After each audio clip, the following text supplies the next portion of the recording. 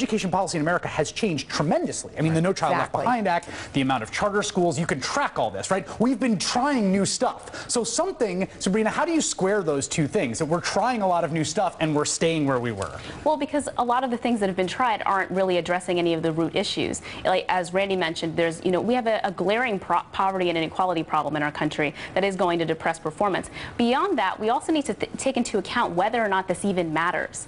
Because, if this is supposed to be a society that's dedicated to freedom and justice for all, why is it that we're even so focused on how our students are performing on tests as opposed to are we living up to those ideals? Because global capitalism is a game. It's like the Olympics. You have to understand that game despite our low performance over all these decades. You got to read a Tom Friedman column. It's a global capitalism is like an Olympics in which we all race against each other, and I'm in one lane and the Chinese and the Indians and the Finns are over here, and if I don't beat them out, then they will get the jobs of the future. And that's cyclical, because today's global competition was Sputnik in the 50s or the 60s. So this is not, which was an incentive for a lot of investment here. So I want to actually talk about. But yes, Randy. I'm sorry. Please. Let me just say that. But there's a lot of lessons, as Sabrina just said, from all of the PISA data, that if we did other things. Yes. We could actually do what these other countries did, like early childhood, like wraparound services. I want to talk about the lessons. One thing I think happens too little in American policy discussions is looking at other countries which have to confront the same problem. So let's talk about what the lessons are for American schools,